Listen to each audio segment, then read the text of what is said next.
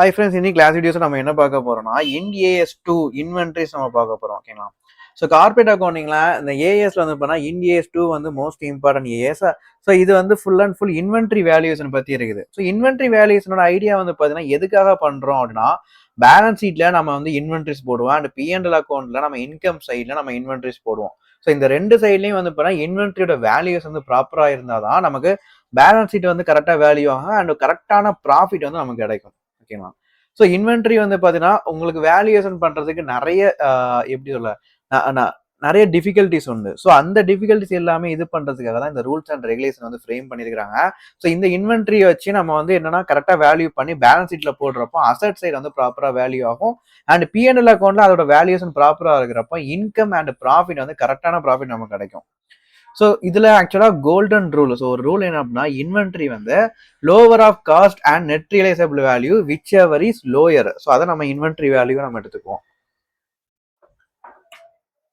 So சிம்பிளா வந்து பாத்தீங்கன்னா cost or net realisable value whichever is lower அதை நம்ம எடுத்துக்குவோம். பட் இந்த காஸ்ட்ல என்னென்ன ஐட்டம்ஸ்லாம் வரும், நெட் ரியலைசபிள் வேல்யூனா என்ன, ஸோ இதை பத்தி இன்டிஏஎஸ்2ல வந்து நம்ம பிரீஃபா நம்ம பார்ப்போம்.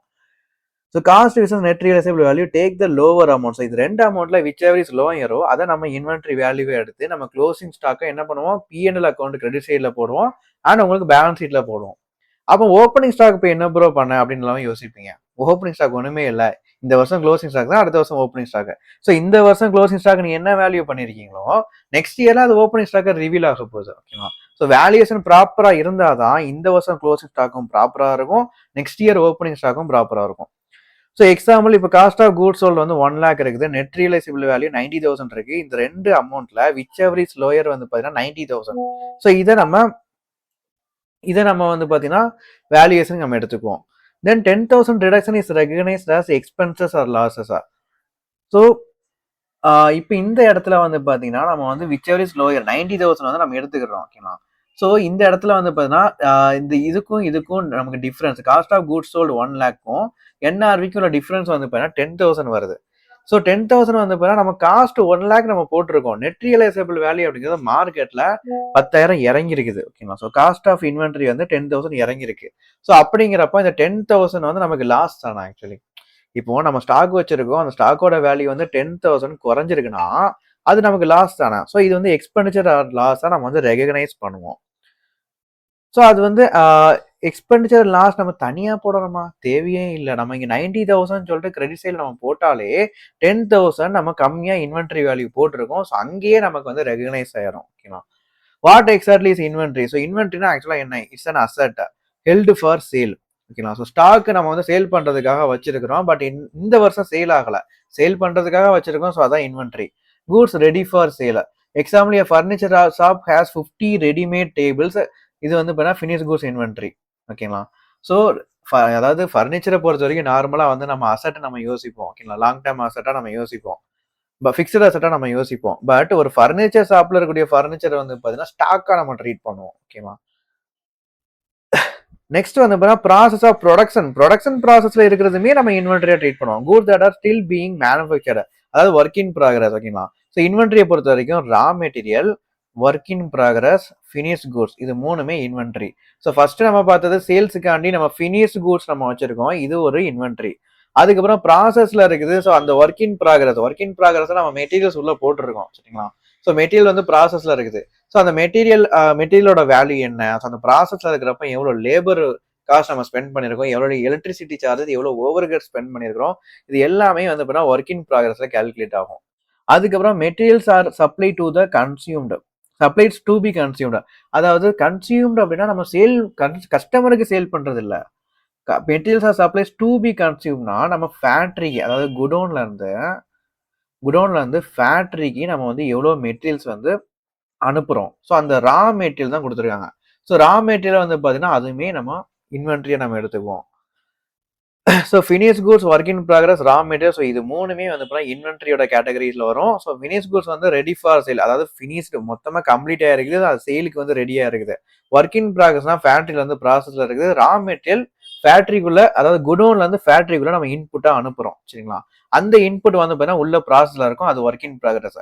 ஒன்ஸ் ப்ராசஸ் முடிஞ்சுன்னா அது ஃபினிஷ் கூட்ஸா மாறிடும். சரிங்களா? கிளியரா? ஸோ ரா மெட்டீரியல் அப்படிங்கிறது குடோன்ல இருக்கும். அத நம்ம வந்து இன்புட்டா உள்ள அனுப்புவோம். ஒன்ஸ் உள்ள போயிட்டு அங்க ப்ராசஸ்ல இருக்குன்னா, அது வந்து வொர்க் இன் ப்ராக்ரஸ்ஸா. ஒன்ஸ் வொர்க் இன் அதாவது ப்ராசஸ் எல்லாமே முடிஞ்சு கம்ப்ளீட் ஆயிடுச்சுன்னா, அது வந்து ஃபினிஷ் குட்ஸா மாறிடும். ஸோ இது 3மே வந்து பார்த்தீங்கன்னா, இன்வென்டரி. ஓகேங்களா? What is not cover under Ind AS two? Ind AS டூல எதெல்லாம் வராதுன்னு பார்த்தீங்கன்னா, does not apply to financial இன்ஸ்ட்ருமெண்ட்டுக்கு வராது. ஏன்னா ஃபினான்சியல் இன்ஸ்ட்ருமெண்ட்டுக்கு தனி ஏஎஸ் இருக்குது. Financial instrument Ind AS 32 or Ind AS 109ல ஃபினான்சியல் இன்ஸ்ட்ருமெண்ட் கவர் ஆகும். Financial instrument is nothing but உங்களுக்கு share, debenture, certain financial asset. நீங்க வந்து ஃபினான்சியல் அசெட் மீன்ஸ் நீங்க ஷேர்ல இன்வெஸ்ட் பண்ணிருப்பீங்க. ஸோ இன்வெஸ்ட்மெண்ட்டுக்காண்டி நீங்க என்னென்ன இது நீங்க ஸ்டாக் வச்சிருக்கீங்களோ அது வந்து ஃபினான்சியல் இன்ஸ்ட்ருமெண்ட்ல வரும். ஸோ ஷேர் வந்து பார்த்தா இட்ஸ் ஆல்சோ ஸ்டாக். நம்ம வந்து விற்கிறதுக்காண்டி நம்ம வாங்கியிருக்கிறோம். பட் அது வந்து பார்த்தா இண்டிஏஎஸ் 2ல கவர் ஆகாது. இண்டிஏஎஸ் 32லயும் இண்டிஏஎஸ் 109லயும் கவர் ஆகும். ஓகேங்களா? இது நம்ம ஏரியாவுக்குள்ள வராது. இது வந்து நம்ம ஏரியாவை தாண்டி இண்டிஏஎஸ் 32 அண்ட் 109ல கவர் ஆகும். சரிங்களா? Biological asset related to agricultural activity. அதாவது அக்ரிகல்ச்சரல் ஆக்டிவிட்டி யூஸ் பண்ணக்கூடிய பயாலஜிக்கல் அசெட். பயாலஜிக்கல் அசெட்னா ஒண்ணுமே இல்லைங்க. இப்ப அக்ரிகல்ச்சருக்கு வந்தோம்னா காளை மாடு வாங்கி போட்டிருப்பீங்க, ஆட்டுக்குட்டி வாங்கி போட்டிருப்பீங்க, ஸோ கேட்டில் ஃபார்மிங் பண்ணி போட்டிருப்பீங்க. ஸோ இதெல்லாம் பயாலஜிக்கல் அசெட். ஸோ இது பயாலஜிக்கல் அசெட்டுக்கு தனியா இண்டிஏஎஸ் உண்டு, இண்டிஏஎஸ் 41. ஸோ அந்த பயாலஜிக்கல் அசெட் இண்டிஏஎஸ் 2ல வந்து கவர் ஆகாது. எக்ஸாம்பிள் லிவிங் அனிமல்ஸ், எரும மாடு, காளை மாடு, பசு மாடு. ஸோ இதெல்லாம் அப்புறம் பிளான்ட். ஸோ இதெல்லாம் அக்ரிகல்ச்சரல் ஆக்டிவிட்டி யூஸ் பண்ணக்கூடியது. இது இண்டிஏஎஸ் 41ல கவர் ஆகும். ஸோ இண்டிஏஎஸ் 2 நம்ம ஏரியாக்குள்ள இது வராது. நெக்ஸ்ட் ஸ்பெஷல் எக்ஸ்க்ளூஷனா certain inventories are measured under established industry practices at NRV such as producers producers of agriculture or forest product, agriculture produce after harvest, minerals and mineral products. Also commodity brokers who measure inventory at fair value, less cost to sell, or outside the normal NDAS to measurement. அதாவது என்னன்னா இவங்க வந்து இந்த ப்ராடக்ட்ஸ்லாம் நம்ம actually என்ன பண்ணுவோம், cost or NRV whichever is lower நம்ம எடுக்க மாட்டோம். சிம்பிளா என்ன பண்ணுவாங்கன்னா நெட் ரியலைசபிள் வேல்யூல இருந்து sales and distribution cost reduce பண்ணிட்டு ஒரு அமௌண்ட் வரும். ஸோ அதை வந்து பார்த்தீங்கன்னா வேல்யூ எடுப்பாங்க. என்னென்ன ப்ராடக்ட் வந்து பார்த்தீங்கன்னா agriculture and forest product. So agriculture ப்ராடக்ட்னா நீங்கள் வந்து ஹார்வெஸ்ட் பண்ணி முடிச்சதுக்கு அப்புறம் வரக்கூடிய அக்ரிகல்ச்சர் ப்ராடக்ட், அதுக்கப்புறம் மினரல்ஸ் அண்ட் மினரல் ப்ராடக்ட். ஓகேங்களா? ஸோ இதெல்லாம் வந்து பார்த்தீங்கன்னா காஸ்ட் ஆஃப் ப்ரொடக்ஷன் இல்லை காஸ்ட் ஆஃப் குட்ஸ், அதாவது நீங்கள் ப்ரொடியூஸ் பண்ணுறப்போ எவ்வளோ டோட்டல் காஸ்ட் ஆயிருக்கு. ஸோ அதை அவங்க வந்து அவங்க பார்க்கவே மாட்டாங்க. நெட் ரியலைசபிள் வேல்யூ மார்க்கெட்ல எவ்வளவு போயிட்டு இருக்கு, அக்ரிகல்ச்சர் ப்ராடக்டா இருக்கட்டும், மினரல்ஸா இருக்கட்டும். ஏன்னா மினரல்ஸ் வந்து இப்போ கோல்டு எடுத்துக்கோங்க. கோல்டு வந்து காஸ்ட் ஆஃப் மேனுஃபேக்சரிங் பார்க்கவே மாட்டாங்க. காஸ்ட் ஆஃப் மேனுஃபேக்சரிங்னா கோல்டை பொறுத்த வரைக்கும் எவ்வளோ இருக்கும் நீங்க யோசிங்க. இப்போ இப்போ ஒரு கோல்டு வந்து எடுக்கிறாங்க, இது வந்து மெல்ட் பண்றதுக்கு ஒரு 1000 rupees வந்து ஸ்பெண்ட் ஆகுது. ஒரு 1 கிராம் கோல்டை மெல்ட் பண்றதுக்கு ஒரு 500 rupees வந்து ஸ்பெண்ட் ஆகுது. ஸோ அதுக்கப்புறம் வந்து பார்த்தா அதை வந்து செயினா மாத்துறதுக்கு வந்து ஒரு 1000 rupees வந்து ஸ்பெண்ட் ஆகுது. ஸோ டோட்டலா 1500 தான் செலவாயிருக்குது. இது வந்து என்னது செய்கூலி நம்ம சொல்லுவோம் பாத்தீங்களா, அந்த மேனுஃபேக்சரிங் காஸ்ட் 1500 தான் செலவாகுது. இந்த காஸ்ட்ல நம்ம கோல்டோட வேல்யூ மெஷர் பண்ணுவோமா? பண்ண மாட்டோம். சரிங்களா? ஸோ கோல்டை பொறுத்த வரைக்கும் 1500 தான் செலவு பண்ணியிருக்கிறோம். ஆனா வெளியில வித்தோம்னா இன்னைக்குள்ள கோல்டு ரேட்டு படி ஒரு 15,000. ஓகேங்களா? ஸோ 15,000க்கு சேல் ஆகிறதுக்கு வாய்ப்பு இருக்கு. ஸோ இந்த மினரல்ஸை பொறுத்த வரைக்கும் இன்வென்ட்ரியை காஸ்ட்டை பேஸ் பண்ணி நம்ம வேல்யூ பண்ணவே மாட்டோம். நெட் ரியலைசபிள் வேல்யூவை பேஸ் பண்ணி தான் நம்ம பண்ணுவோம். சரிங்களா? ஸோ அந்த மினரல் ப்ராடக்டா இருக்கட்டும், அக்ரிகல்ச்சர் ப்ராடக்டா இருக்கட்டும், ஸோ இதெல்லாம் ஏஎஸ் 2ல வராது. பிகாஸ் இதுல காஸ்ட் ஆஃப் ப்ரொடக்ஷன் நம்ம பார்க்க மாட்டோம். ஏஎஸ் 2ல வந்து பார்த்தீங்கன்னா cost of production or net realisable value, இது ரெண்டுல விச் எவர் இஸ் லோயரோ அதை நம்ம எடுப்போம். பட் மினரல் ப்ராடக்டை பொறுத்த வரைக்கும் காஸ்ட் ஆஃப் ப்ரொடக்ஷன் பார்க்க மாட்டோம். நெட் ரியலைசபிள் வேல்யூ வச்சு தான் நம்ம எடுப்போம். ஸோ ஏஎஸ் 2ல மினரல்ஸ், அக்ரிகல்ச்சர் ப்ராடக்ட் எதுவுமே வராது. ஓகேங்களா? ஸோ இது என்ன பண்ணுவாங்கன்னா fair value, fair market value. மார்க்கெட்ல இப்போ ஃபார் எக்ஸாம்பிள் 15,000 ஒரு கோல்டோட ரேட்டு. சரிங்களா? ஒரு கிராம் கோல்டோட ரேட்டு 15,000. அதை சேல் பண்ணக்கூடிய காஸ்ட், இப்போ நீங்க கோல்டு வச்சிருக்கீங்க, இதை நீங்க வெளியே போய் நீங்க சேல் பண்ணணும்னா சேல்ஸ் அண்ட் டிஸ்ட்ரிபியூஷன் காஸ்ட் ஒரு 1000 வருது. சரிங்களா? ஸோ அது எல்லாமே சேர்த்து மார்க்கெட்ல ஒரு 17,000. நீங்க சேல்ஸ் அண்ட் டிஸ்ட்ரிபியூஷன் வந்து ஒரு 2000 காஸ்ட் நீங்க போடுறீங்க. அப்போ கோல்டோட ரியல் வேல்யூ என்னவா இருக்கும்? 15,000 இருக்கும். சரிங்களா? ஸோ இந்த வேல்யூ, இதுதான் நெட் ரியலைசபிள் வேல்யூ எடுத்தேன். இதை தான் என்ன பண்ணுவோம், வேல்யூ நம்ம பண்ணுவோம். ஸோ இந்த இடத்துல இண்டிஏஎஸ் 2 வந்து அப்ளை பண்ணிருக்கோமா? இல்ல. இண்டிஏஎஸ் 2 வந்து அப்ளை பண்ணிருக்கோம்னா cost or net realisable value whichever is lower தான் நம்ம எடுக்கும். பட் இங்க காஸ்ட்டை நம்ம கம்பேர் பண்ணவே இல்லை. டேரக்டா நெட் ரியலைசபிள் வேல்யூல இருந்து ஃபேர் மார்க்கெட் வேல்யூல இருந்து 2000 சேல்ஸ் அண்ட் டிஸ்ட்ரிபியூஷன் ரெடியூஸ் பண்ணி எடுத்திருக்கோம். ஸோ இந்த ஏரியால இந்தியஸ் டூ வந்து அப்ளை ஆகாது. எங்கெங்க ஃபாரஸ்ட் ப்ராடக்ட், அதுக்கப்புறம் அக்ரிகல்ச்சர் ப்ராடக்ட் அறுவடை பண்ணதுக்கு அப்புறம் இருக்கக்கூடிய நெல் அக்ரிகல்ச்சர் ப்ராடக்ட் எல்லாமே. நெக்ஸ்ட் வந்து பார்த்தீங்கன்னா மினரல் ப்ராடக்ட்ஸ். ஸோ இதெல்லாம் இந்தியஸ் டூல வந்து கவர் ஆகாது. சிம்பிளா fair value less cost to sell. So இதை வந்து வேல்யூ எடுத்துக்குவாங்க. அதுக்கப்புறம் நெட் ரியலைசபிள் வேல்யூன்னு பார்த்துட்டு இருக்கோமே. ஸோ அப்படின்னா என்ன? This is one of the most important exam area. இது எக்ஸாமுக்கு வந்து முக்கியமான ஏரியா. அதுவும் இல்லாமல் கான்செப்ட்டுக்குமே இது ரொம்ப முக்கியம். என்ஆர்வி பொறுத்த வரைக்கும் estimated selling price. Estimate sales வந்து பார்த்தீங்கன்னா இப்போ கஸ்டமருக்கு நம்ம சேல் பண்ணுறோம் சரிங்களா. இப்போ நம்ம ப்ரொடக்ஷன் ஏரியாவில் இன்வென்ட்ரி வச்சிருக்கோம். இப்போ கஸ்டமர் பாயிண்ட்டுக்கு நம்ம சேல் பண்ணுறோம் சரிங்களா. ஸோ இவருக்கு ஒரு செல்லிங் ப்ரைஸ் நம்ம சேல் பண்ணுறோம். ஃபார் எக்ஸாம்பிள் 15,000 வச்சுக்கோங்க சரிங்களா. ஸோ இவர்கிட்ட நான் வந்து 15,000 சேல் பண்ணுறேன்னு சொல்லி நம்ம சேல் ப்ரைஸ் நம்ம வச்சிருக்கோம். இப்போ estimated cost necessary to complete, estimated cost necessary to sell. So இது எல்லாத்தையும் நீங்க லெஸ் பண்ணிட்டீங்கன்னா உங்களுக்கு வந்து என்ன வரும்? என்ஆர்வி வரும்னு சொல்லி கொடுத்துருக்காங்க. ஸோ இது ஒரு எக்ஸாம்பிள் வந்து பாருங்க. கம்பெனி வந்து அன்பினிஷ் கூட்ஸ் வந்து வச்சிருக்காங்க சரிங்களா. ஸோ ஃபினிஷ் ஆகவே இல்லை. இப்போ அதோட செல்லிங் ப்ரைஸ் வந்து 1 lakh. செல்லிங் ப்ரைஸ் என்னது?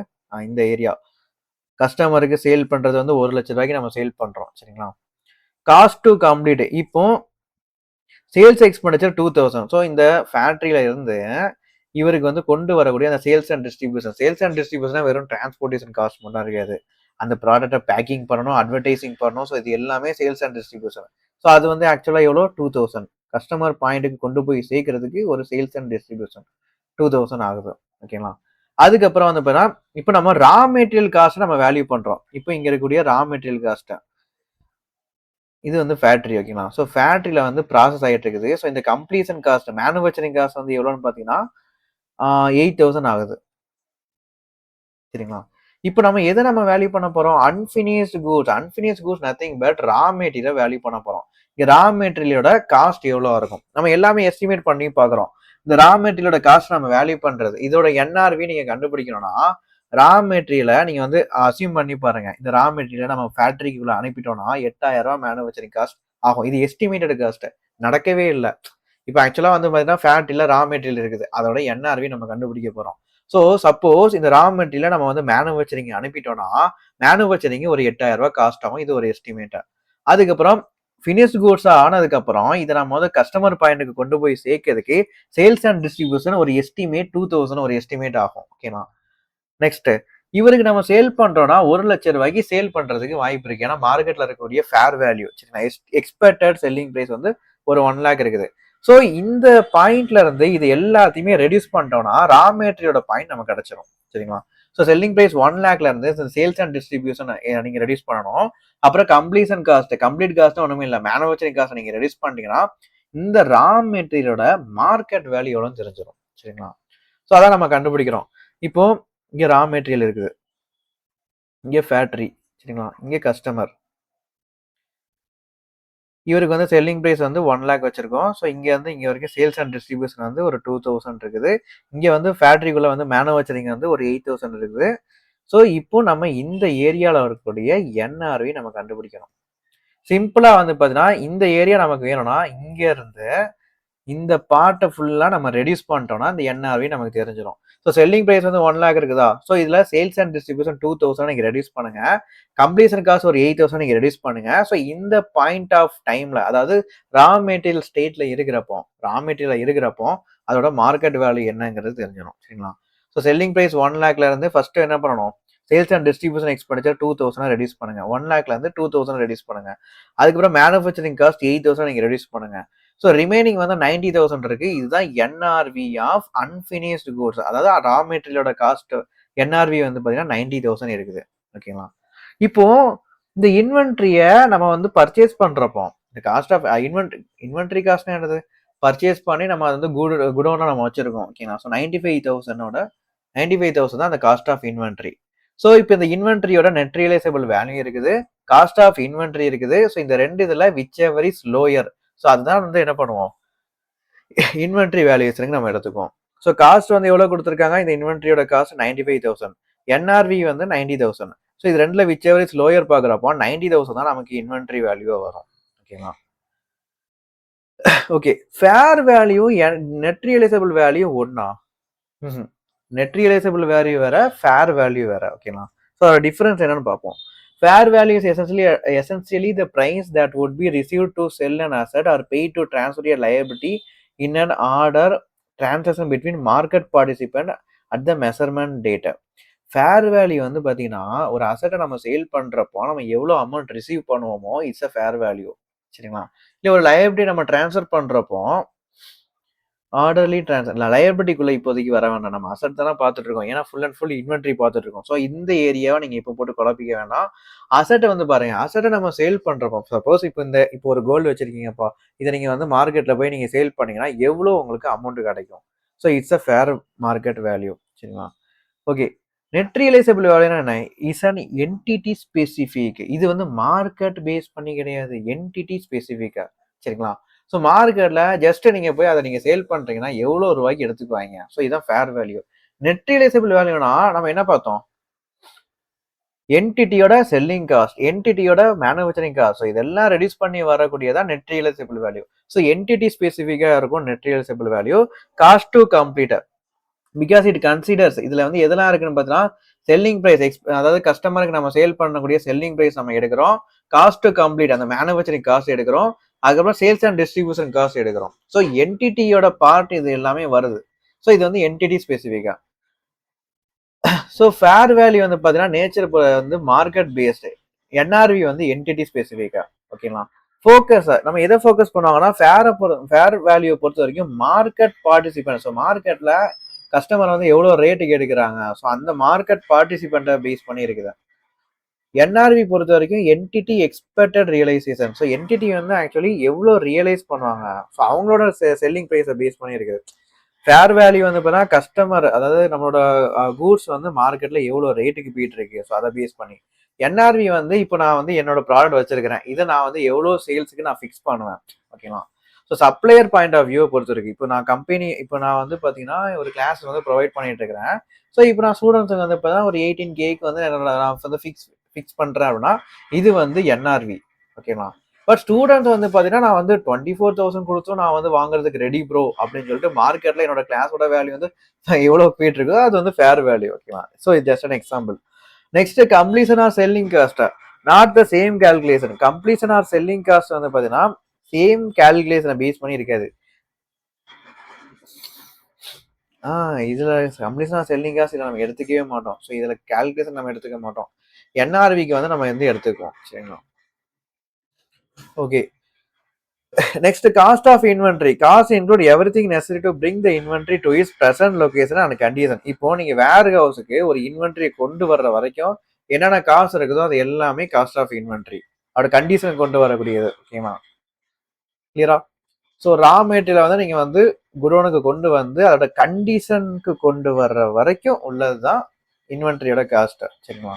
ஸோ அப்படிங்கிறப்போ நீங்க வந்து சப்ளையருக்கு நீங்க ஒரு அமௌண்ட் கொடுத்து வாங்கியிருப்பீங்க. So purchase price.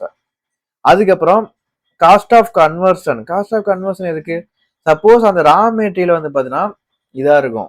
இதா மீன்ஸ் எப்படி சொல்ல, அது வந்து ரா மெட்டீரியல் வந்து அது ஒரு ஸ்டேட்ல இருக்கும். அது நம்ம கண்டிஷனுக்கு கொண்டு வரணும். ஃபினிஷ் கூட்ஸா கொண்டு வரோம், இல்ல கண்டிஷனுக்கு கொண்டு வரோம். ஸோ அந்த கண்டிஷன் கொண்டு வர்ற வரைக்கும் என்னென்ன கன்வர்ஷன் மேனுஃபேக்சரிங் காஸ்ட் போடுறோமோ ஸோ அது காஸ்ட் ஆஃப் கன்வர்ஷன்ல வரும். அண்ட் அதர் காஸ்ட் மீன்ஸ் வேற நிறைய எலக்ட்ரிசிட்டி சார்ஜஸ் பே பண்ணியிருப்போம், லேபருக்கு வந்து காஸ்ட் பே பண்ணியிருப்போம், ஓவர் ஹெட்ஸ் வந்து அலோகேட் பண்ணியிருப்போம். இது எல்லாமே சேர்ந்து வந்து பார்த்தீங்கன்னா காஸ்ட் ஆஃப் இன்வென்ட்ரி நமக்கு வரும். சரிங்களா? காஸ்ட் ஆஃப் பர்ச்சேஸ்ல வந்து பார்த்தீங்கன்னா காஸ்ட் ஆஃப் பர்ச்சேஸ்ல வந்து எதெல்லாம் வரும்னா பர்ச்சேஸ் பிரைஸ் வரும், இம்போர்ட் டியூட்டி சார்.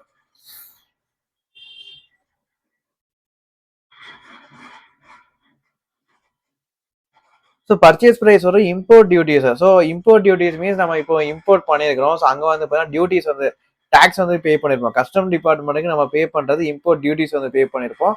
ஸோ அதை எடுத்துக்கலாம். சரிங்களா? ஃபார் எக்ஸாம்பிள் இந்தியாவுக்கு வந்து உள்ள வருதுப்பா. சரிங்களா? ஸோ அவர்கிட்ட வந்து பர்ச்சேஸ் ப்ரைஸ் வந்து 1 lakh நம்ம ஃபிக்ஸ் பண்ணியிருக்கோம். இங்கே ஒரு இம்போர்ட் டியூட்டி வந்து பார்த்தீங்கன்னா ஒரு 20,000 பே பண்ணியிருக்காங்க. ஸோ அதையும் நம்ம ஆட் பண்ணிக்கலாம். அதுக்கப்புறம் நான் ரெக்கவரபிள் டாக்ஸஸ். நான் ரெக்கவரபிள் டாக்ஸஸ்னா இப்போ இந்த 1,20,000க்கு ஒரு 18% ஜிஎஸ்டி வச்சுக்கோங்க. 18% ஜிஎஸ்டி போட்டோம்னா எவ்வளோ வரும்?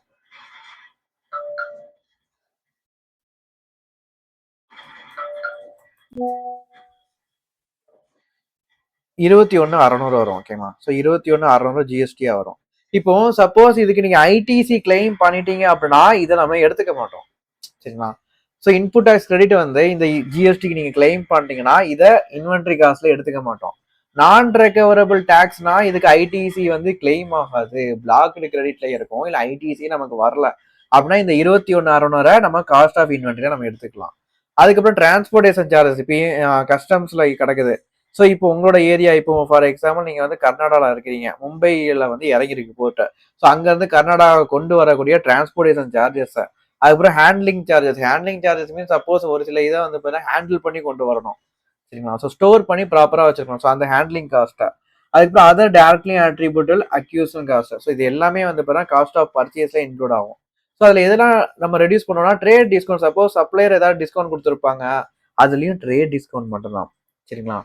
ட்ரேட் டிஸ்கவுண்ட்டுக்கும் கேஷ் டிஸ்கவுண்ட்டுக்கும் டிஃப்ரென்ஸ் இருக்குது. ட்ரேட் டிஸ்கவுண்ட் வந்து பார்த்தீங்கன்னா நம்ம இன்வென்ட்ரி வேல்யூல ரெடியூஸ் பண்ணிடுவோம். கேஷ் டிஸ்கவுண்ட் இன்வென்ட்ரி வேலையில எதுவுமே பண்ண மாட்டோம். டைரக்டா பிஎன்எல் அக்கௌண்ட்ல இன்கமா ட்ரீட் பண்ணிடுவோம்.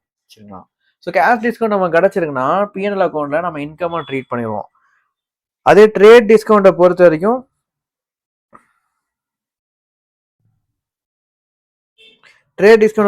இன்வென்ட்ரி வேல்யூ நம்ம ரெடியூஸ் பண்ணுவோம். பிகாஸ் நம்ம வந்து ட்ரேட் டிஸ்கவுண்ட் ஆக்சுவலா என்னன்னா இப்போ 10,000 ஒரு 1000 யூனிட் நம்ம பல்கா பர்ச்சேஸ் பண்றோம்னா அதுல ஒரு 10 யூனிட்ஸ் வந்து நமக்கு ஃப்ரீயா கொடுப்பாங்க. இது ஒரு trade discount.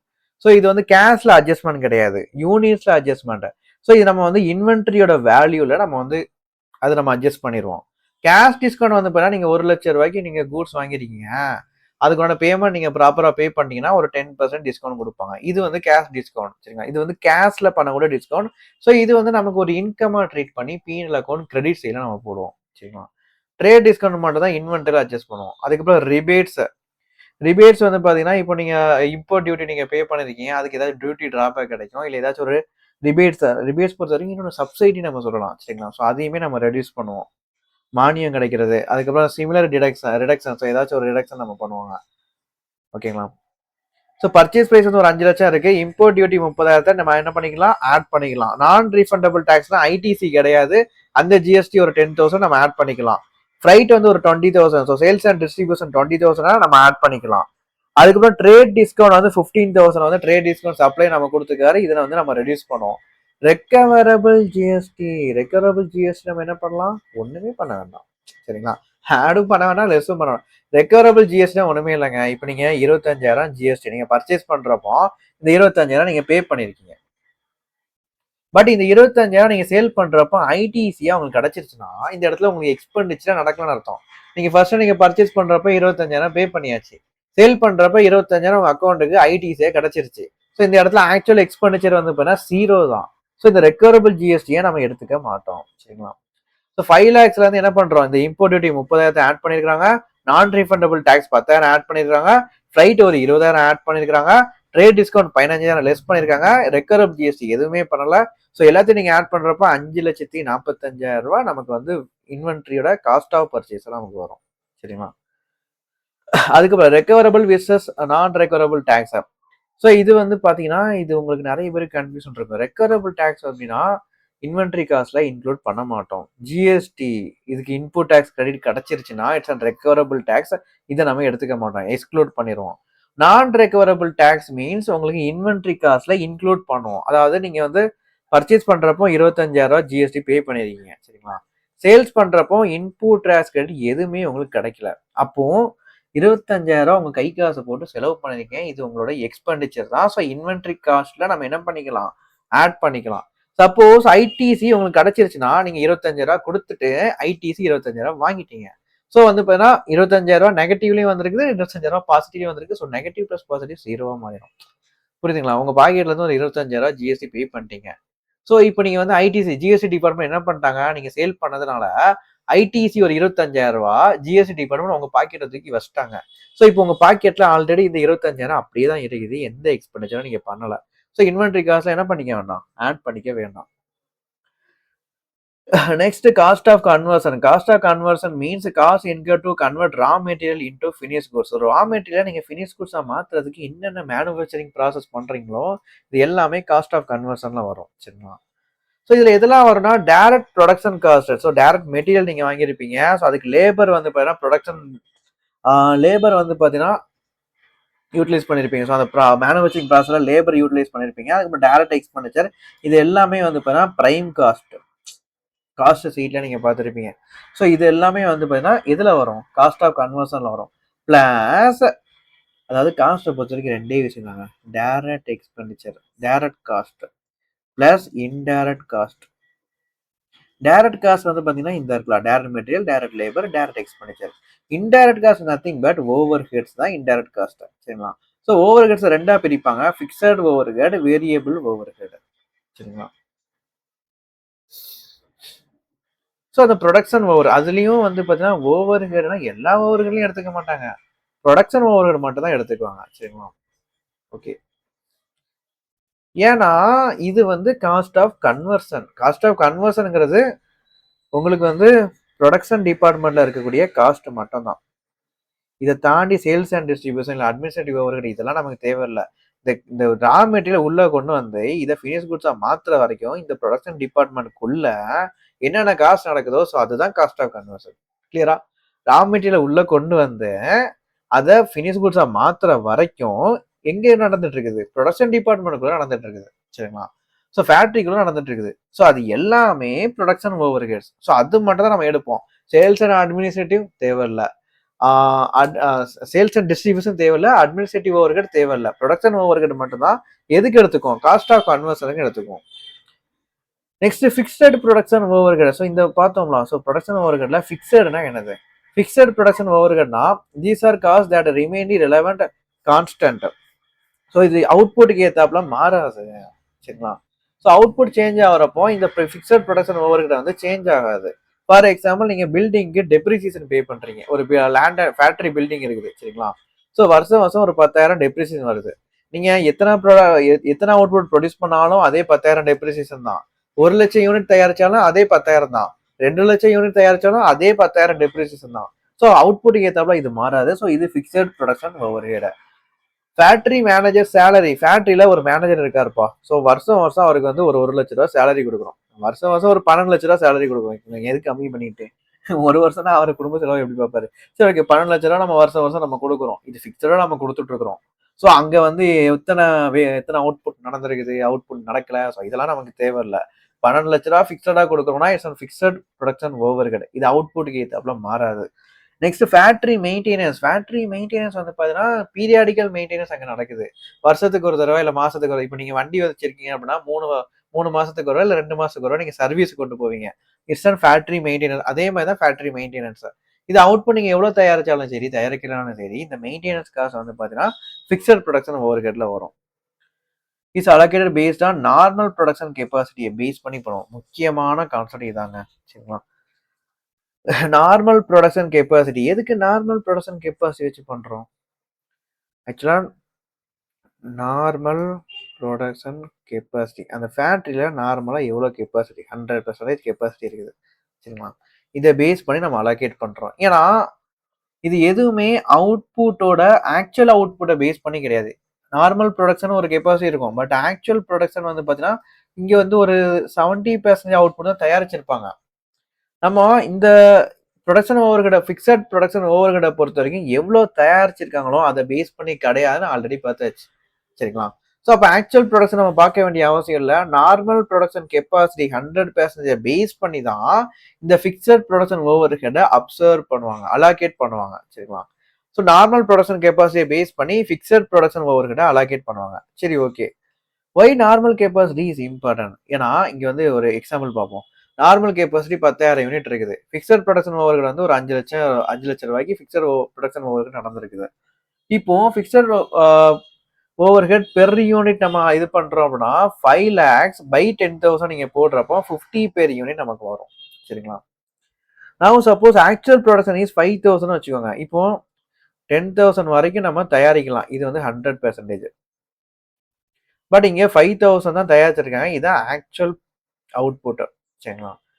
Because demand sudden fall. அதாவது நம்ம 10,000 வரைக்கும் தயாரிக்க முடியும். பட் 10,000னா போட்டு வச்சோம்னா அந்த இதில் சொல்லுவாங்களா 500 லட்டு 50 லட்டு 500 லட்டு போட்டாச்சு, 500 போண்டா போட்டாச்சு, இதுக்கு மேலே என்ன பண்ணணும், திண்டுக்கலுக்கு ஒரு ஃபோனை போட்டு ஃபோட்டோ வாங்கி போடுங்க.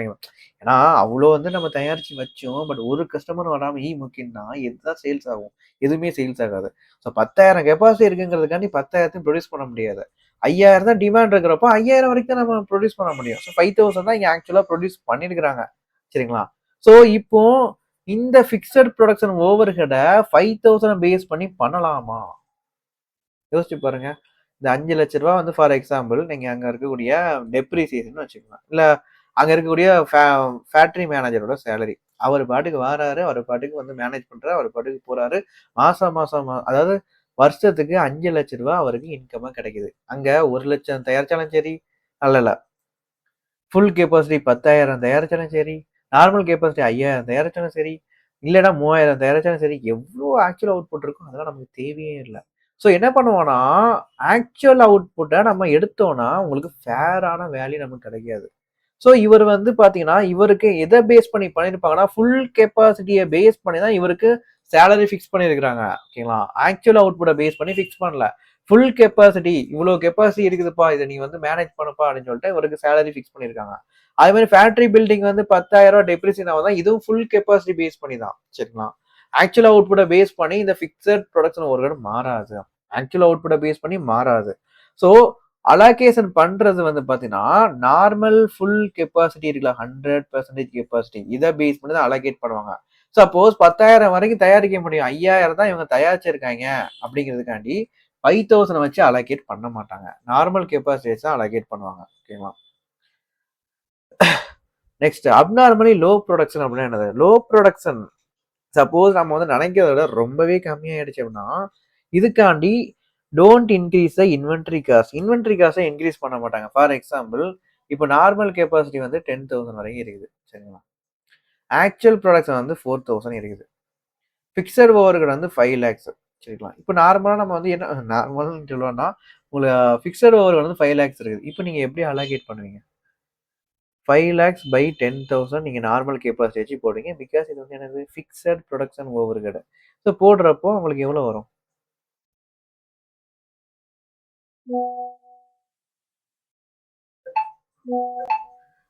₹50 நமக்கு வரும். சரிங்களா?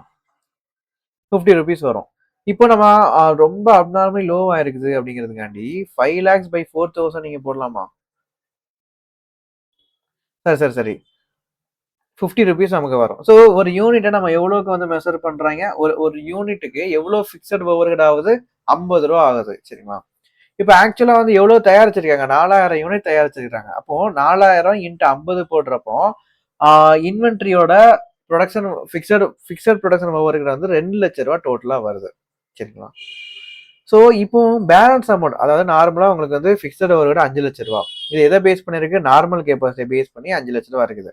ஸோ இப்போ 5,00,000 பை 10,000 நீங்க போடுறப்போ ஒரு யூனிட்டுக்கு ₹50 நமக்கு வருது. சரிங்களா? இப்ப ஆக்சுவல் வந்து அவுட்புட் எவ்வளோ? 4,000 தயாரிச்சிருக்காங்க. ஸோ ஆக்சுவலா நமக்கு எவ்வளோ காஸ்ட் ஆயிருக்கும்? 4,000 தயாரிச்சிருக்கிறதுக்கு ₹50 நீங்க போடுறப்போ ₹2,00,000 நமக்கு காஸ்ட் ஆயிருக்குது. சரிங்களா? ஸோ ₹2,00,000 தான் நமக்கு production cost. Fixed production overhead வந்து எவ்வளோ இருக்குது? ஆக்சுவல் யூனிட்ட பேஸ் பண்ணி ₹2,00,000 நமக்கு செலவாயிருக்குது. ஸோ இப்போ நீங்க பார்த்தீங்கன்னா, நார்மலா நடந்தது வந்து எவ்வளோ? ₹5,00,000 நம்ம காஸ்ட் பண்ணியிருக்கோம். பட் அலோகேட் பண்ணது ₹2,00,000 அலோகேட் பண்ணியிருக்கோம்னா, ரிமைனிங் 3 lakhs வந்து நமக்கு வந்து என்னது? Extra expenditure. அதிகமா நம்ம எக்ஸ்பென்ஸ் பண்ணியிருக்கோம். நம்ம தயாரிச்சதே 4,000 தாங்க. அப்ப 2,00,000 தான் நமக்கு வந்து என்ன ஆயிருக்கணும்? செலவு பண்ணியிருக்கணும். பட் எவ்வளோ பண்ணியிருக்கோம் ஆக்சுவலா? 5,00,000 நம்ம பண்ணியிருக்கிறோம். ஓகேங்களா? ஸோ இப்போ நீங்க இன்வென்டரியோட அட்ஜஸ்ட் பண்றது இதுல 2ஆ பிரிங்க. அதாவது பிக்ஸட் ஓவர்ஹெட் டோட்டலா ₹5,00,000 நம்ம செலவு பண்ணியிருக்கோம். சரிங்களா? ஸோ இதுல 5,00,000 பை நார்மல் கெப்பாசிட்டி வந்து 10,000 அப்படிங்கிறப்ப நமக்கு 50 வந்துச்சு. ஸோ இதோட நீங்க ஆக்சுவல் நம்ம தயாரிச்ச இன்வென்டரி எவ்வளோ? 4,000 தான் நம்ம தயாரிச்சிருக்கோம். ஸோ இன்வென்டரியோட ஆட் பண்றது இவ்வளோ தான் நம்ம ஆட் பண்ணோம். சரிங்களா? 4,000 தான் நம்ம தயாரிச்சிருக்கிறோம். ஸோ நீங்க போடுறப்போ உங்களுக்கு ஆக்சுவலா எவ்வளோ வருது? ₹2,00,000 வருது. இந்த 2,00,000 நம்ம இன்வென்டரி காஸ்டோட ஆட் பண்ணிக்கிறோம். ஓகேங்களா? இன்னொரு அமௌண்ட் மொத்தமா 5,00,000த்துல இந்த 2,00,000 ரூபாய் இன்வென்ட்ரிக்கு நீங்க ஆட் பண்ணீங்கன்னா ரிமைனிங் 3,00,000 ரூபாய் வந்து நம்ம அதிகமா செலவு பண்ணியிருக்கிறோம். சரிங்களா? ஸோ இந்த 3,00,000 ரூபாய் என்ன பண்ணுவாங்கன்னா, P&L அக்கவுண்ட்ல எக்ஸ்பெண்டிச்சரா ட்ரீட் பண்ணுவாங்க. ஸோ இதான் அட்ஜஸ்ட்மெண்ட் ஆக்சுவலி. கிளியரா? ஸோ நம்ம வந்து செலவு பண்ணது 5,00,000 ரூபாய் செலவு பண்ணியிருக்கிறோம். இதுல நீங்க இன்வென்ட்ரிக்கு மட்டும் எவ்வளவு அலோகேட் பண்ணிருக்கீங்க? இன்வென்ட்ரி நம்ம ஆக்சுவலா எவ்வளவு தான் தயாரிச்சிருக்கிறோம்? 4,000 தான் தயாரிச்சிருக்கிறோம். மொத்தமாலாம் பண்ண முடியல. கையில இருக்கக்கூடிய இன்வென்ட்ரி மொத்தம் 4,000 தான். நீங்க குடோன்ல போய் பாக்குறீங்க. குடோன்ல மொத்தமா 5,00,000 ரூபாய் செலவாயிருக்குது. அதுல இன்வென்ட்ரி வந்து பாத்தீங்கன்னா இவ்வளவு போர்ஷன். சரிங்களா? ஸோ இது வந்து 4,000. ஸோ இதுக்கு நம்ம அலோகேட் பண்றோம். இன்வென்ட்ரிக்கு நம்ம எவ்வளவு அலோகேட் பண்றோங்கிறது தான் மேட்டர். ஸோ 5,00,000ங்கிறது டோட்டல் 10,000 இன்வென்ட்ரிக்குனா 4,000 தான் ஆக்சுவல் ப்ரொடக்ஷன். ஸோ அவ்வளோ அதுக்கு எவ்வளவு வந்திருக்குது? 2,00,000 ரூபாய் நமக்கு செலவாயிருக்கு. ஸோ இதை நம்ம அந்த 4,000 இன்வென்ட்ரி காஸ்ட் 4,000 இன்வென்ட்ரி கூட காஸ்ட்டா நம்ம எடுத்துக்கலாம். சரிங்களா? ஸோ இன்வென்ட்ரி காஸ்ட்ல இந்த 2 lakhs மட்டும் தான் நம்ம ஆட் பண்ணுவோம். ஓகே. அப்போ ரிமைனிங் 3,00,000 ரூபாய் நாம பண்ண செலவு தானே. ஸோ அதை நம்ம என்ன பண்ணலாம்? P&L எக்ஸ்பெண்டிச்சரா ட்ரீட் பண்ணிடுவோம். சரிங்களா? ஸோ ஃபிக்ஸட் ஓவர்ஹெட் 5,00,000 ரூபாய் இருக்குன்னா மொத்தத்தையும் இன்வென்ட்ரி காஸ்ட்ல ஆட் பண்ணிக்க மாட்டோம். அது ரெண்டா செப்பரேட் பண்ணுவோம். ஸோ ஆக்சுவலா எவ்வளவு ப்ரொடியூஸ் ஆயிருக்குதோ அந்த அமௌண்ட்டை மட்டும் எடுத்து இன்வென்ட்ரி காஸ்ட்ல ஆட் பண்ணுவோம். சரிங்களா? ஸோ 5,00,000 பை நார்மல் கெப்பாசிட்டி 10,000 நீங்க போட்டீங்கன்னா 50 ரூபா. ஒரு யூனிட்டுக்கு 50 ரூபா. நம்ம எவ்வளவுதான் தயாரிச்சிருக்கோம்? 4,000 யூனிட் தயாரிச்சிருக்கோம். ஸோ 50 into 4,000 போடுறப்போ 2,00,000 ரூபாய் காஸ்ட். இதுதான் இந்த இன்வென்ட்ரிக்குள்ள காஸ்ட். ஸோ இன்வென்ட்ரியோட ஆட் பண்றது இந்த 2 lakh மட்டும் தான். அப்ப ரிமைனிங் 3 lakh வந்து நாம பண்ண செலவு தானே. ஸோ அந்த 3 lakhs என்ன பண்ணுவோம்னா P&L எக்ஸ்பெண்டிச்சர் சைட்ல நம்ம போட்டுருவோம். சரிங்களா? இப்போ அப்நார்மலி ஹை ப்ரொடக்ஷன் நிறைய ப்ரொடக்ஷன் ஆகி போச்சு. ஸோ இப்போ நம்ம என்ன பண்ணுவோம்? ஃபார் எக்ஸாம்பிள் 100% கெப்பாசிட்டி வந்து 10,000 யூனிட் தான். நார்மலா இதான் பண்ண முடியும். பட் வந்து பார்த்தீங்கன்னா, அங்க வந்து ஓவர் டைம் வந்து போட்டாச்சு. நிறைய எக்யூப்மென்ட் வாங்கி போட்டாச்சு. ஸோ போட்டதுனால ஆக்சுவல் புரொடக்ஷன் எவ்வளோ ஆயிருக்குன்னா 20,000 ஆயிருக்கு. இதுதான் ஆக்சுவல் அவுட்புட். சரிங்களா? ஓகேங்களா? நமக்கு இருக்கக்கூடிய கெப்பாசிட்டியை தாண்டி நம்ம என்ன பண்ணிருக்கோம்? குடுத்த காசுக்கு மேல கூறாங்கிற மாரி கெப்பாசிட்டி தாண்டி நம்ம வந்து ப்ரொடியூஸ் பண்ணியிருக்கிறோம். இப்போ பிக்ஸட் ஓவர்ஹெட் எவ்வளோ ஆயிருக்கு பாருங்க. ரூ. 5,00,000 பிக்ஸட் ஓவர்ஹெட். சரிங்களா? ஸோ பிக்ஸட் ஓவர்ஹெட ரூ. 5,00,000. இத நம்ம நார்மல் கெப்பாசிட்டி வச்சு பார்ப்போமா? இல்ல 20,000 வச்சு பார்ப்போம். கண்டிப்பா 20,000 வச்சு தான் நம்ம பார்ப்போம். சரிங்களா? கிளியரா? ஒரே அமௌண்ட் தான். மொத்த அமௌண்ட்டையும் இன்வென்ட்ரியோட ஆட் பண்ணிட வேண்டியதுதான். இதுல நம்ம எக்ஸ்பெண்டிச்சர் சைடு இல்ல இன்வென்ட்ரி சைடு நம்ம பிரிக்க வேண்டிய அவசியம் கிடையாது. ஏன்னா ரூ. 5,00,000 நம்ம வந்து ஸ்பெண்ட் பண்ணியிருக்கோம் பிக்ஸட் ஓவர்ஹெட்க்கு. மொத்தமே 20,000னா மொத்தம் 20,000 ப்ரொடியூஸ் பண்ணியிருக்கோம்னா பை 20,000 தான் நம்ம போடுவோம். சரிங்களா? கிளியரா?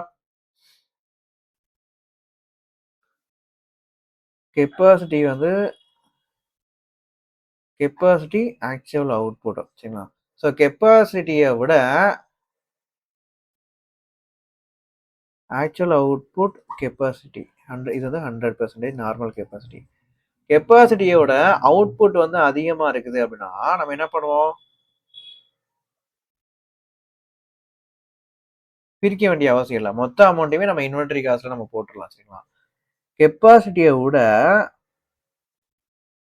ஆக்சுவல் அவுட்புட் கம்மியா இருக்கு. அதாவது ஒரு 10,000 நம்ம வந்து கெப்பாசிட்டி ஃபிக்ஸ் பண்ணியிருக்கோம். பட் ஆக்சுவல் அவுட்புட் வந்து ஜஸ்ட் 5,000 தான். நம்ம என்ன பண்ணுவோம்னா பிரிக்க வேண்டிய அவசியம் இருக்குது. சரிங்களா? ஸோ பிரிக்க வேண்டிய அவசியம் இருக்கு அப்படிங்கிறப்போ இப்போ ஃபார் எக்ஸாம்பிள் இந்த இருக்கலாம். ஃபர்ஸ்ட் பார்த்தது.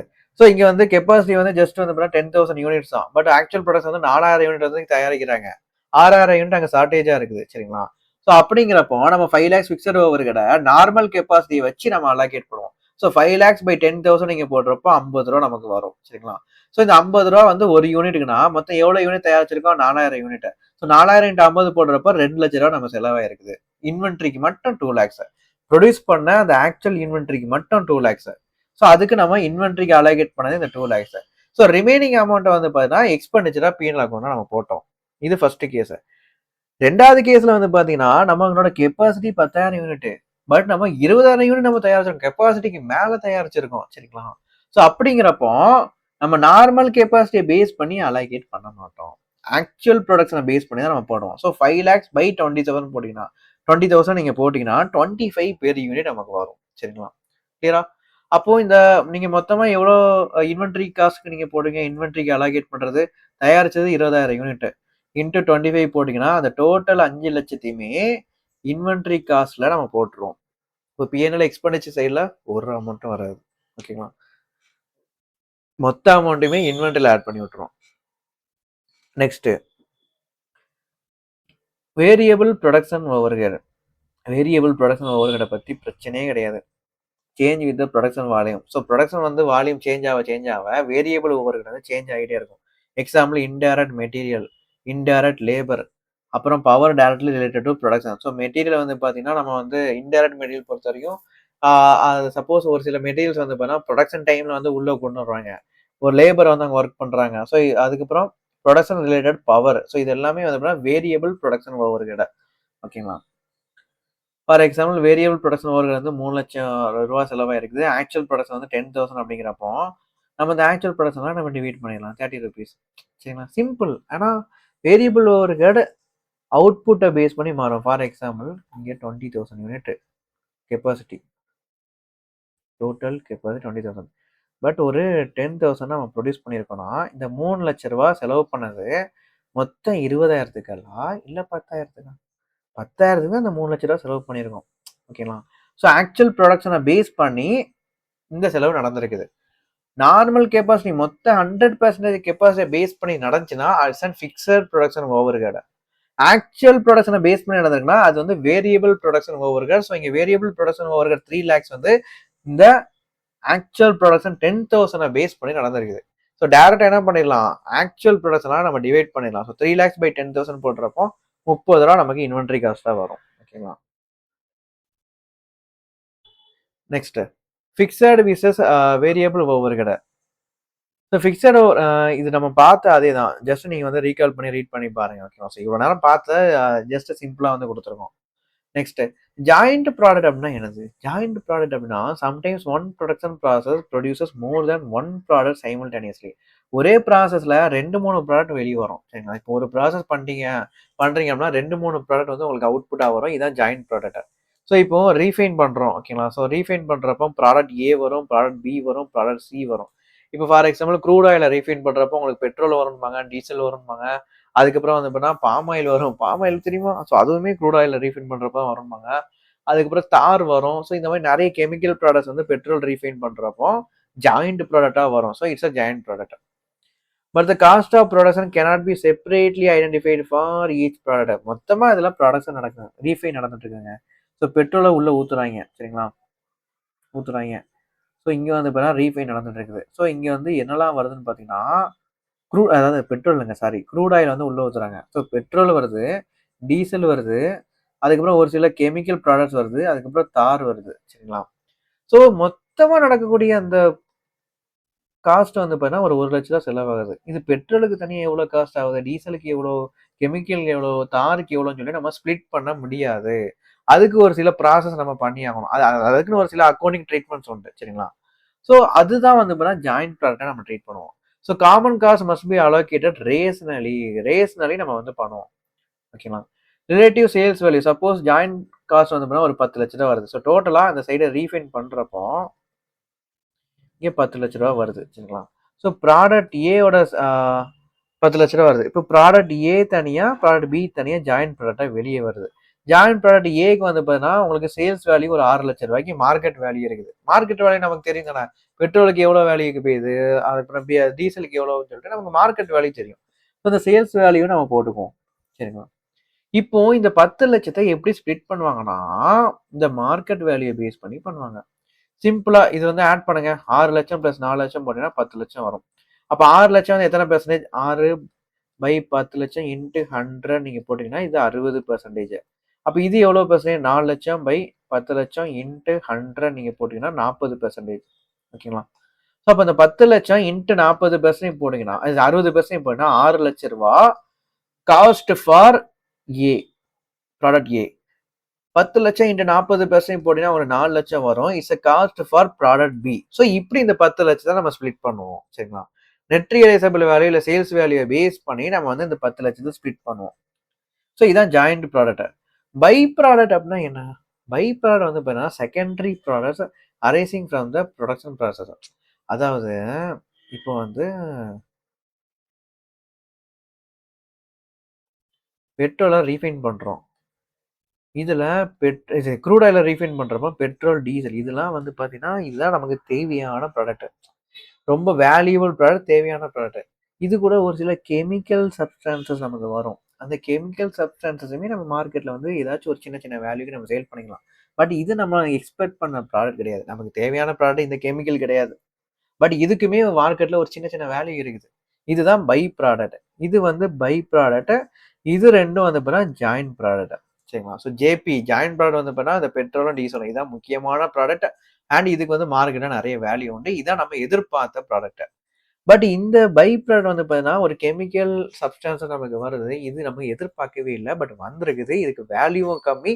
அண்ட் மார்க்கெட்ல ஒரு சின்ன சின்ன வேல்யூ இருக்கும். So it's a by product. சரிங்களா? ஓகே. பை ப்ராடக்ட் வந்து பார்த்தீங்கன்னா, இம்மெட்டீரியல் நமக்கு தேவையே இல்ல. ஸோ பை ப்ராடக்ட் வந்து பார்த்தீங்கன்னா, ஜஸ்ட் என்ஆர்வில வந்து போட்டு விட்டுருவோம். அதோட வேல்யூ வந்து மார்க்கெட்ல என்ன போயிட்டு இருக்குதோ, அந்த வேல்யூக்கு நம்ம எடுத்துக்கலாம். சரிங்களா? Okay. And the NRV is deducted from the cost of the main product. அந்த என்ஆர்விய மெயின் ப்ராடக்ட் காஸ்ட்டோட நம்ம வந்து என்ன பண்ணி விட்டுருவோம்? ரெட்யூஸ் பண்ணி விட்டுருவோம். ஏன்னா இதுக்குண்டான காஸ்ட் வந்து இதுக்குள்ளது சேரக்கூடாதுலாம். மொத்தம் ரூ. 10,00,000 செலவாயிருக்கு. இதுக்கு ஒரு ரூ. 50,000 செலவாயிருக்குன்னா, இந்த 50,000 நீங்க ரெட்யூஸ் பண்ணிட்டு ரிமைனிங் 9,50,000 தான் மெயின் ப்ராடக்ட். அதாவது ஜாயிண்ட் ப்ராடக்ட்டோட மேனுஃபேக்சரிங் காஸ்ட் இந்த 9,50,000 மட்டும். சரிங்களா? மொத்தமா 10,00,000 செலவு பண்ணியிருக்கோம். அந்த 10,00,000 எதுக்கலாம்? பெட்ரோலு, டீசலு, பை ப்ராடக்ட் எல்லாத்துக்கும் சேர்த்து. சரிங்களா?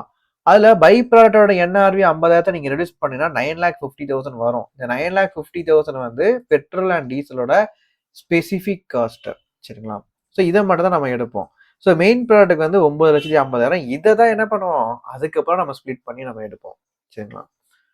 அது நம்ம இதாவது இப்போ வந்து நம்ம வந்து ஃபுல் கான்செப்ட்டையுமே ஒரு பேட் ஐ வியூ மாரி பார்த்துட்டுருக்கோம். பேட் ஐ வியூன்னா என்னது? மேல கழுகு பறந்துட்டு இருக்குது. கழுகு பறந்துட்டு இருக்கிறப்போ கீழ வந்து பார்த்தீங்கன்னா, ஃபுல் எர்த் நமக்கு தெரியும். இது வந்து பேட் ஐ வியூ. ஒன்ஸ் உள்ள கீழ வர்றப்போ வந்து பார்த்தீங்கன்னா, ஸ்பெசிஃபிக்கா அந்த இடம் ஏரியா மட்டும் கிளியரா தெரியும். சரிங்களா? ஸோ நம்ம வந்து உள்ள போறப்போ, உள்ள டீப்பரா உள்ள போறப்போ, ஒவ்வொரு இதுவுமே வந்து பார்த்தீங்கன்னா, நமக்கு லென்ஸ் வச்சு பார்த்த மாரி எல்லாம் கிளியரா தெரியும். Okay. Next other cost. Other cost means simple தாங்க. ஒண்ணும் இல்ல. பிரசன்ட் லொகேஷனுக்கு கொண்டு வரதுக்கு வேற வேற என்னெல்லாம் காஸ்ட் ஆகுதோ, அத இன்வென்டரில ஆட் பண்ணிக்கலாம். சரிங்களா? அதுக்கப்புறம் பாரோயிங் காஸ்ட் முக்கியமானது. Suppose inventory takes a substantial period of time to get ready. Borrowing cost may be capitalised in limited circumstances under Ind AS 23. Ind AS 23 படி இத எடுத்துக்குவாங்க. சரிங்களா? Company borrows 50 lakhs to construct an asset or inventory that takes a substantial period. அதாவது இண்ட் AS 23ல இந்த borrowing cost பத்தி குடுத்துருக்காங்க. சரிங்களா? அது வந்து வெறும் அசெட்டுக்கு மட்டும் கிடையாது. இன்வென்டரிக்குமே இது அப்ளை ஆகும். Qualifying borrowing cost may form the part of the cost subject to Ind AS 23. So qualifying borrowing காஸ்ட்னா என்ன அப்படிங்கிறது இண்ட் ஏஎஸ் 23ல நம்ம அதை பார்ப்போம். ஓகேங்களா? But ordinary financing cost are generally not automatically inventory cost. சும்மா ஒரு இன்ட்ரெஸ்ட் வந்து பே பண்றாங்கன்னா அது வந்து இன்வென்டரி காஸ்ட்குள்ள வராது. நீங்க அந்த இன்வென்டரிய எப்போ நீங்க வேர் ஹவுஸுக்கு கொண்டு வரீங்களோ அது வரைக்கும் இருக்கக்கூடிய ஏதாச்சும் ஒரு இன்ட்ரெஸ்ட் வந்து நீங்க பே பண்ணிருப்பீங்க. ஓகேங்களா? அதுவும் குவாலிஃபையிங் பாரோயிங் காஸ்ட் மட்டும் தான் எடுத்துக்கும். அது இண்ட் ஏஎஸ் 23 நம்ம டீப்பா பார்த்துக்கலாம். சரிங்களா? நெக்ஸ்ட் அவ்வளோதான் முடிய போகுது. இப்போ நெக்ஸ்ட் வந்து பார்த்தீங்கன்னா deferred settlement terms. Deferred settlement terms அப்படின்னா interesting practical point. Normal credit purchase price வந்து 10,00,000 ரூபா இருக்குது. ஃபார் எக்ஸாம்பிள் வந்து பார்த்தீங்கன்னா நார்மல் கிரெடிட் பர்ச்சேஸ் வந்து 10,00,000 ரூபா வச்சிருக்காங்க. சரிங்களா? But because payment is postpone for a longer period supplier charges 11 lakhs. நீங்க நார்மலா வந்து வாங்கினீங்கன்னா 10,00,000 ரூபா பர்ச்சேஸ் ப்ரைஸ். சரிங்களா? பட் நீங்க வந்து லாங்கர் பீரியட் ஆஃப் டைம் எடுத்து நீங்க இன்ஸ்டால்மெண்ட்ல பே பண்றீங்கன்னா உங்களுக்கு 11,00,000 ரூபா. சரிங்களா? 10,00,000 ரூபா பிளஸ் 1,00,000 ரூபா ஃபினான்ஷியல் சார்ஜஸ் சேர்த்து 11 lakhs வந்து ஃபிக்ஸ் பண்றாங்க. அப்ப இந்த 1,00,000 ரூபா வந்து என்னது ஆக்சுவலா இது வந்து ஃபினான்சிங் எலமெண்ட். ஓகேங்களா? ஃபார் எக்ஸாம்பிள் நீங்க வந்து ஒரு பைக் எடுக்கிறீங்க. 10,00,000 ரூபாய்க்கு பைக் எடுக்கிறீங்க. சரிங்களா? நீங்க ஒரே ஸ்பாட்ல பே பண்ணாம நான் கொஞ்சம் கொஞ்சமா பே பண்றேன். இஎம்ஐல பே பண்ற உடனே அவன் வந்து பிரைஸ் 10,00,000 ரூபா வச்சிருப்பான். அதுக்கு இன்ட்ரெஸ்ட் போடுவான், இஎம்ஐ போடுவான். ஸோ அதெல்லாம் கால்குலேட் பண்ணி பார்க்குறப்போ டோட்டலா 11,00,000 ரூபா அந்த பைக்குக்கு செலவு பண்றீங்க. ஸோ அந்த பைக்குக்கு உண்டான ஆக்சுவல் காஸ்ட் என்னதுதான் 10,00,000 ரூபா. நீங்க லேட் பேமெண்ட் பண்ணதுனால தான் எக்ஸ்ட்ரா 1,00,000 ரூபா வந்திருக்குது. இந்த 1,00,000 ரூபா வந்து லேட் பேமெண்ட்டோட இன்ட்ரெஸ்ட் ஃபினான்சியல் எலமெண்ட் பைக்கோட எலமெண்ட்டே கிடையாது. It's a financial element. So 1 லேக்க பைக்கோட காஸ்ட்ல ஆட் பண்ணக்கூடாது. தனியா ஃபினான்சியல் சார்ஜஸா என்ன பண்ணணும்? இது பண்ணிக்கணும். சரிங்களா? ஸோ இன்வென்ட்ரியோட வந்து 11 lakhsல இன்வென்ட்ரி கூட இந்த 10 lakhs மட்டும் தான். அதோட பர்ச்சேஸ் பிரைஸ நம்ம ஆட் பண்ணுவோம். அதுக்கப்புறம் financing charges P&L account debit சைடில் நம்ம இந்த 1 லேக்கை ஃபினான்சியல் சார்ஜஸ் தான் நம்ம எடுத்துக்குவோம். Interest or finance expenditure. ஓகேங்களா? Don't unnecessary lower the financing cost of the inventory. So இன்வென்ட்ரியோட தேவையில்லாமல் இதெல்லாம் ஆட் பண்ணாதீங்க அப்படின்னு சொல்லிட்டு மரியாதையாக சொல்லியிருக்காங்க. ஓகே. ஸோ இன்வென்ட்ரி வேல்யூஷனில் lowest of cost or NRV value இது ரெண்டில் விச் எவர் இஸ் லோயராக இன்வென்ட்ரி வேல்யூஷன் எடுத்துக்குவோம். பர்ச்சேஸ் காஸ்ட் வந்து பார்த்தீங்கன்னா ஒன்றுமே இல்லை. இது வந்து பார்த்தீங்கன்னா இந்த இவ்வளோ தூரம் நம்ம AS 2ல் உள்ள எல்லாமே ஷார்ட். ஓகேங்களா? ஸோ ஷார்ட்டாக நீங்கள் ரிமெம்பர் பண்ண வேண்டியது இன்வென்ட்ரி வேல்யூ தான் cost of NRV whichever is lower. Purchase cost is nothing but நீங்கள் பர்ச்சேஸ் பண்ணக்கூடிய ப்ரைஸ், அதுக்கு நீங்கள் டியூட்டி பே பண்ணியிருப்பீங்க. அதுக்கப்புறம் டைரக்ட்லி அட்ரிபியூட்டபிள் காஸ்ட் அப்படின்னா நீங்கள் மேனுஃபேக்சரிங் ப்ராசஸ் உள்ள காஸ்ட்டு. அதுக்கப்புறம் சப்ளையர் கிட்ட இருந்து நமக்கு டிஸ்கவுண்ட் இதுவும் ட்ரேட் டிஸ்கவுண்ட், கேஷ் டிஸ்கவுண்ட் கிடையாதுங்களா? டிஸ்கவுண்ட் நம்ம ரெடியூஸ் பண்ணினா பர்ச்சேஸ் காஸ்ட் நமக்கு வரும். ரெக்கவரபிள் டேக்ஸ் வந்து பார்த்தீங்கன்னா இதில் எடுத்துக்கவே மாட்டோம். நான் ரெக்கவரபிள் டேக்ஸை நம்ம எடுத்துக்குவோம். சரிங்களா? ரெக்கவரபிள் டேக்ஸ் என்னது? ஜிஎஸ்டி வித் ஐடிசி நமக்கு கிடைச்சிருது. ஜிஎஸ்டி நீங்கள் வந்து பே பண்ணுறீங்க, ஐடிசி உள்ளே வந்துருச்சு. ஸோ உங்கள்கிட்ட எக்ஸ்பெண்டிச்சரே நடக்கலை. ஸோ அதை நம்ம எடுத்துக்க மாட்டோம். ஜிஎஸ்டி வித்தவுட் ஐடிசி அப்படின்னா ஜிஎஸ்டி நீங்கள் பே பண்ணுறீங்க, இன்புட் டேக்ஸ் ரேட் உங்களுக்கு கிடைக்கவே இல்லை. அப்போ உங்களோட எக்ஸ்பெண்டிச்சர் இங்கே நடந்திருக்குது. ஸோ நான் ரெக்கவரபிள் டேக்ஸை நம்ம எடுத்துக்குவோம். நெக்ஸ்ட் ஃபிக்ஸட் ஓவர்ஹெட் வந்து நார்மல் கெப்பாசிட்டி பேஸ் பண்ணியிருக்கோம். Abnormally low production allocated overhead are P&L. ஓகேங்களா? ஸோ அதுக்கப்புறம் எல்லாமே நம்ம டிஸ்கஸ் பண்ணது தான். அதோட ஷார்ட் ஃபார்ம் தான் நான் கொடுத்துருக்கிறேன். ஓகேங்களா? ரீகால் பண்ணுறதுக்காக.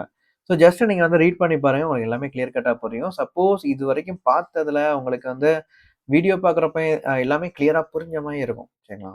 ஓகேங்களா? இது எல்லாமே ஓவர்வியூ. இது வந்து முக்கியமான கான்செப்ட். இதை பேஸ் பண்ணி தான் ஈச் அண்ட் எவரி ப்ராப்ளம்ஸை நம்ம ஒர்க் அவுட் பண்ண போகிறோம். ஸோ கண்டிப்பாக வந்து என்ன பண்ணிக்கணும், இது வந்து நீங்கள் ஒன் டைம் நீங்கள் ரீகால் பண்ணணும். ரீகால் பண்ணுறப்ப ஏதாச்சும் டவுட் வந்துச்சுன்னா உடனே வாட்ஸ்அப்பில் கால் பண்ணி நீங்கள் கேட்டுக்கோங்க. நெக்ஸ்ட் வீடியோவில் இந்த கான்செப்டில் இருக்கக்கூடிய ஒவ்வொரு ப்ராப்ளம்ஸையும் நம்ம டக்குன்னு முடிச்சிடலாம். ஓகேங்களா? இவ்வளோ கான்செப்ட் தெரிஞ்சிச்சுன்னா அடுத்த ப்ராப்ளம்ஸ் எல்லாமே ரொம்ப சில்லித்தனமாக ஈஸியாக முடிஞ்சிடும். ஓகேங்களா? ஓகே. ஸோ நெக்ஸ்ட் கிளாஸில் நம்ம வந்து ப்ராப்ளம்ஸ் நம்ம பார்க்கலாம்.